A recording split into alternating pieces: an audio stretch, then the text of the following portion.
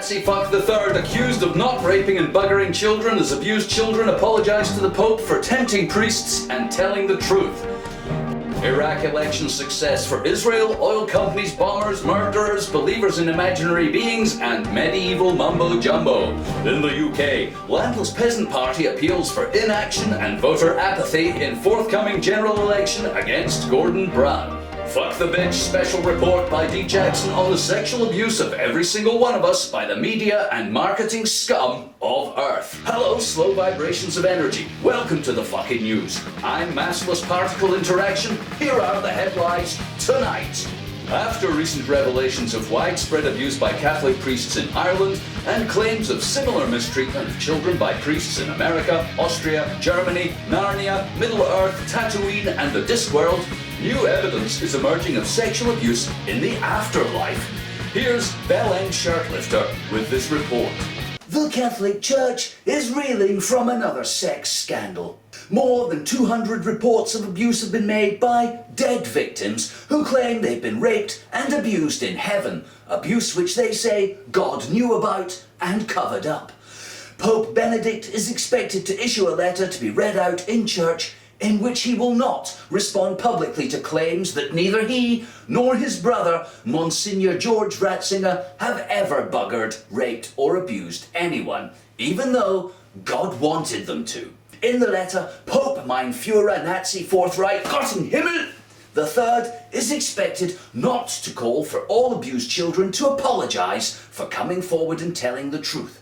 They should, he says, admit they all tempted the priests with their innocence and vulnerability and willingly kept quiet about the abuse out of fear of burning in hell for eternity. The letter won't go on. When you're a power-hungry, psychopathic fraudster peddling delusions and claiming you have the moral authority of God on earth, the idea that your victims can stand up and reveal you to be amoral, lying, rapist cowards is reprehensible. As for accusations of sexual abuse in the afterlife, God did not know about these claims. There were incidents of condemning humanity as sinners whose redemption relied upon sucking God's dick, but no specific evidence that anyone gave a fuck about that. Neither the Pope nor his brother will dignify claims that they didn't bugger, rape, sexually abuse or condemn children as sinful Satan fodder in keeping with God's will. Instead, they don't claim the very fact that we poison the minds of humans with hocus pocus, sin, guilt and the threat of eternal suffering says more about us and people like us than any physical act of sodomy ever could. The Pope finished his letter by saying, Sieg Heil, burn in hell, God loves you in a very real and physically intimate way, forever and ever, or it's off to the burny fire. This is Bell End Shirtlifter for the fucking news. Thanks, Bell End.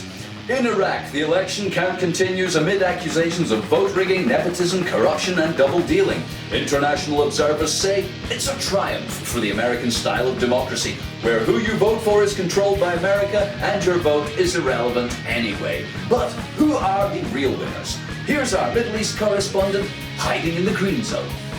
Democracy may be new to the Iraqi people, but lies, corruption and puppet government forced on them by foreign powers are old friends. This is a country created by Britain when Persia was split into Iran and Iraq in 1918 and Kurdistan completely disappeared. A country whose people have watched helplessly as Britain and then America foisted on them constitutional monarchies, powerless parliaments, military dictators, and now a religious coalition of gobbledygook. Of course, the real power was never in these institutions, and when the dust settles on this one, whoever emerges as leader of the country will be no different and no leader. The real winners here are likely to be Israel, gagging for a pipeline to its northern port of Haifa from the oil-rich north of Iraq. Israel views a pipeline to Haifa as a bonus the US could give to Israel in return for its support for the American-led slaughter of the campaign in Iraq. The new pipeline would take oil from the Kirkuk area, where some 40% of Iraq oil is produced and transported via Mosul and then across Jordan to Israel. But who gives a fuck about that? It's not like Israel created the conditions for war in Iraq so it could get their hands on their oil by proxy. No, it's not like that at all. It's not like Israel, desperate for and completely reliant upon energy imports, couldn't get any from its Arab neighbours because they hate them. It's not like that at all. It's not like America wants a virtual 51st state in the Middle East with a nuclear arsenal and cutting-edge military dominating regional politics. It's not like America spent trillions invading and quelling Iraq and will now suck it dry. It's not like Iraq is so full of mercenaries you could pull out all the US troops and not see the gaps. It's not like the Iraqi people are an irrelevant sideshow to global energy game and the geopolitics of superpowers. It's not like you or I or any of the shit-flushing, coke-drinking, cold beer in the fridge, X-Factor voting, pizza delivery, economic drug addicts give a fuck anyway. Well, maybe it's a bit like that. Thanks, hiding in the green zone. More on that story later. In the UK, the Landless Peasant Party has called for voter apathy and inaction in Gordon Brown's constituency on polling day during the forthcoming general election. Here's leader of the Landless Peasants, Deke Jackson. Hello, Landless Peasants. My name's Deke Jackson, and I'll be standing against Gordon Brown, the Prime Minister, in the general election this year. Gordon Brown enjoys a majority of 22,000 in his parliamentary seat. It is, by all accounts, one of the safest seats of any party in the UK. It's beyond reason to hope we'll win this seat, or any others, but that doesn't matter. What matters is the building of our party, the raising of awareness on land use, and the opportunity to shout in public without being arrested. To further these ends, I appeal to all landless peasants in the UK to join the party, to volunteer your skills and energy, and of course, to give us some money. Political parties are exclusively funded by their members and donations. Without them, there will be no funds to pay for electoral deposits, campaign expenses, or other activities on the road to power and independence. To Labour voters in Gordon Brown's seat, I have a question. How did the party representing the mass of poor landless economic slaves owned by their lords and landowners come to be called work? That's right, Labour. Labour will keep you in work, keep you in your jobs, keep you in the game we call the economy. An economy designed to make money for a few from the many. That's you, that is. Sure, you'll get a longer tea break and paid holidays, but when the shit hits the fan, you'll be back in the fields picking potatoes for Lord, I own Norfolk and every ass in it, faster than you can say historical perspective. If you have nothing but work, aren't you a slave? If you've no choice from the day you're born but to take part in the economy created by landowners for landowners, aren't you a peasant just like us? Maybe you don't think so. Maybe you think there's something noble about spending your one life on earth as a wage slave for your betters. Perhaps you don't mind having to labour for your very life, but if there's the smallest grain of resistance left in your being, if you have any doubts about the dignity of employment, do us a favour. Stay at home on election day, or vote landless peasant. You'll be doing us and yourself a favour. And now, a word from our sponsor. Hi, thanks. Hello. Any rapists or paedophiles in tonight? No? Boy, the porn industry misjudged the market, didn't they? Someone should tell them. No one here has fantasies about rape. Nobody finds all those bulbed vaginas splashed across the centerfold of Hustler remotely stimulating, and none of us get a warm, tingly feeling watching Britney's schoolgirl video. Or those sexy centrinians. They were all big mistakes by the purveyors of erotica and porn. Wait a minute, though.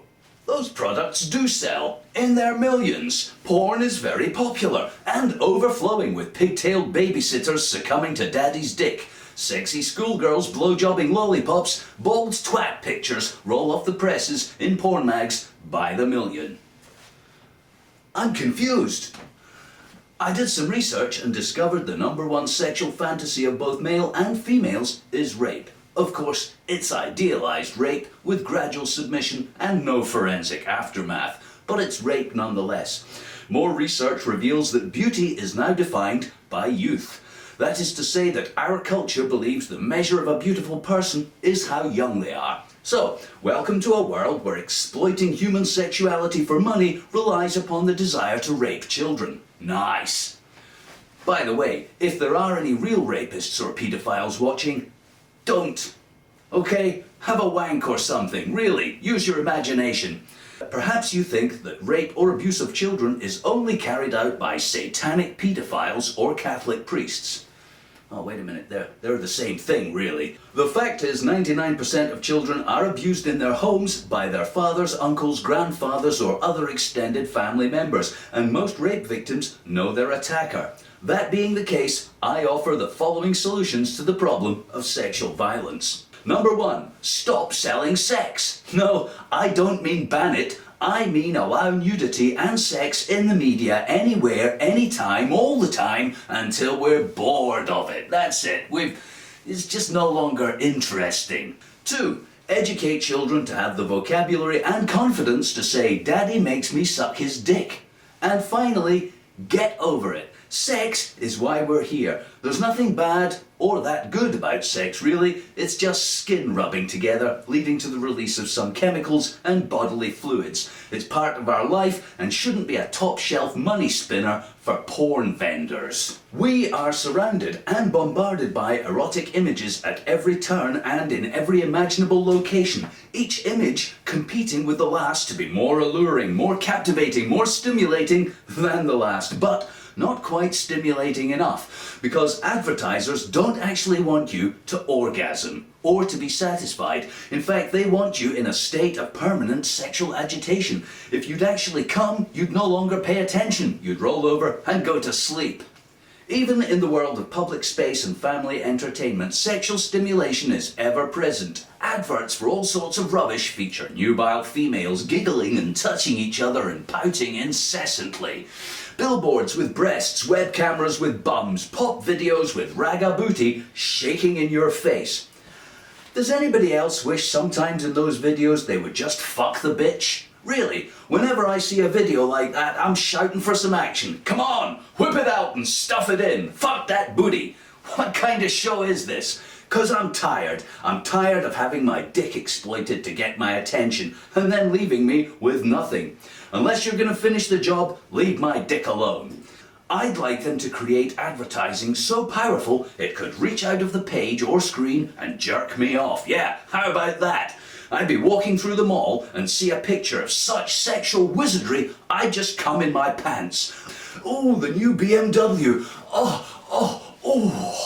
Now that's effective marketing. And how about this for a refreshing pop video? Lady Gaga's new tune comes on the telly. She's wearing nothing but makeup. Her dancers are a troupe of Swedish lesbians wearing strap-on dildos. They fill every hole in her body with latex dong, wearing her like a pencil-top toy. Then, in the finale, a man appears, fucks her in the ass and shoots in her face. Now that's entertainment. No half measures, no holding back, no prurient top-shelf hypocrisy. If you're gonna cover our world in sex, then fuck the bitch.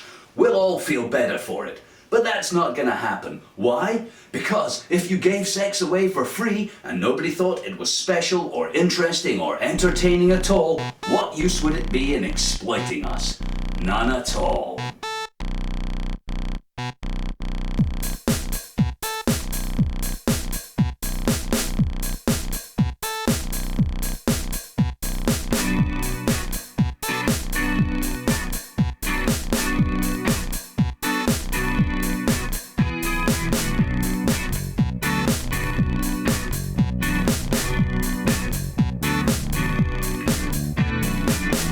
Let's party to acid.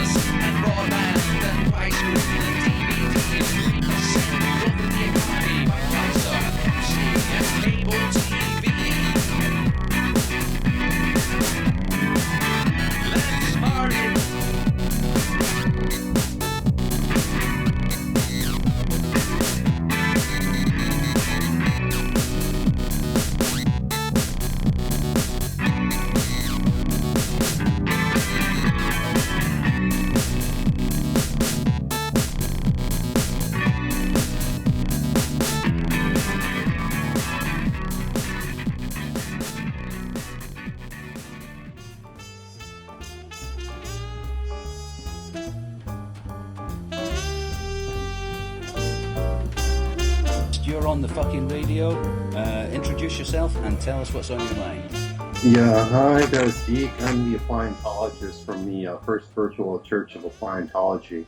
Just wanted to call in and say I've been a big fan for a long, long time, and I'm just waiting for the end of the world so I can just go ahead and fuck off myself. Don't wait for the end of the world. Have yourself a fucking good time right now. Church of Appliantology sounds interesting. Tell us about that. Well, a lot of people go out for religion, but we're a little bit different. We get confused with the religion. There's all this stuff about being founded by L. Ron Hoover and the like. But in all reality, we're just a cult. We're not religious. And we're just waiting for the end of the world. You can put your faith in some kind of, afterlife. But what we're searching for is eternal virtuality. So, sort of spending all your time on Second Life or in World of Warcraft, that kind of virtuality, or that stuff's going to end too. We could have a big comet hit the planet, and all those servers will go down. But with any luck, the church will be able to find a new technology that will provide integral data storage that will last for eternity. Of course, since this planet's fucked. Obviously, one of the bigger challenges is finding something that can handle the rigors of space travel to the ends of the universe. Yeah, this planet is indeed fucked. In fact, perhaps this should be retitled The End of the World Show constantly, since the world is doomed, whichever way you look at it. It's just a matter of time, isn't it? It's a big market, Deke. You could expand and certainly go all sorts of ways. I'm sure there's a niche there for let's celebrate it's the end of the world again, but it'd be like endless Happy New Year celebrations, though, wouldn't it? Yeah, I was a little let down in 1999. Being such a Prince fan. Yeah, I think we'll always be let down by these kind of very near future end of the worlds. Like the end of the world in 2012 or 2018 or whenever they move it to. I'm not holding my breath for the end of the world, but it is coming, and like you, I think it would be good if we could do something about that. I feel certain in the science of the sun expanding leading to the demise of all life on Earth. That's the only one I'm prepared at the moment to say this will definitely happen. It'll definitely happen. There's quite a few things that'll definitely happen. Certainly we'll see another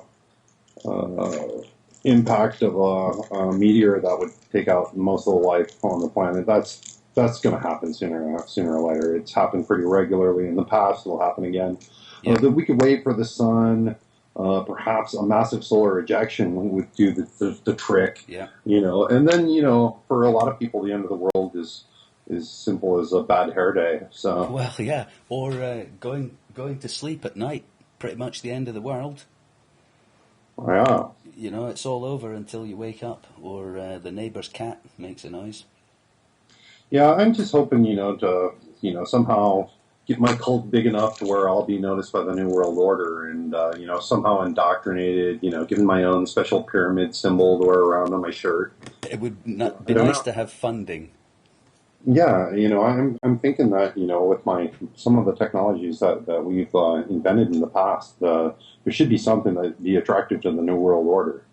So, in the meantime, how would you propose people enjoy their last few or many moments? However. A lot of people are worried about, the afterlife.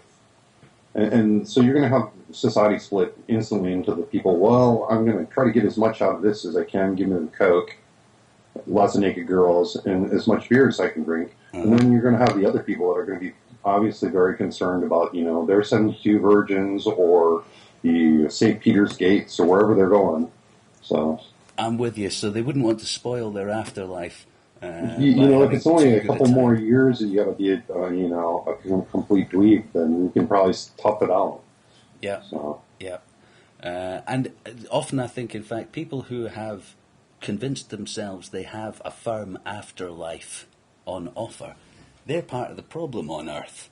If everybody on Earth actually thought, shit, this is it. This is my one and only time on the planet, there might be a bit more fun for everyone. Yeah, I think it's the people with the afterlife that kind of be kind of tend to be instigators of a lot of the world's shit.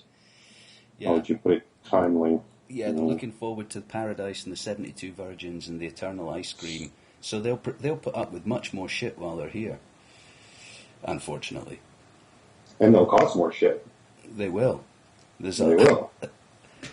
Yeah, Afterlife, I think's a good idea if you've got a plan that doesn't rely on technology. And like the Star Trek episode where there was this being that existed purely as energy. Right. If we could transcend our bodies in some kind of metaphysical way without technology, that would be cool. But if you've got to go down a mine and dig up platinum to make solar panels or whatever for your spaceship, well, it's a bit complicated. Yeah, this whole unity field, that's an interesting subject. The collective consciousness, the essence of all life becoming, that of which is connected everywhere and with all in one and one for all. Yeah. Yeah, I mean, it's nice. If you're a physicist or you work, as a Catholic priest somewhere. It's a bit whimsy, isn't it? A bit whimsical.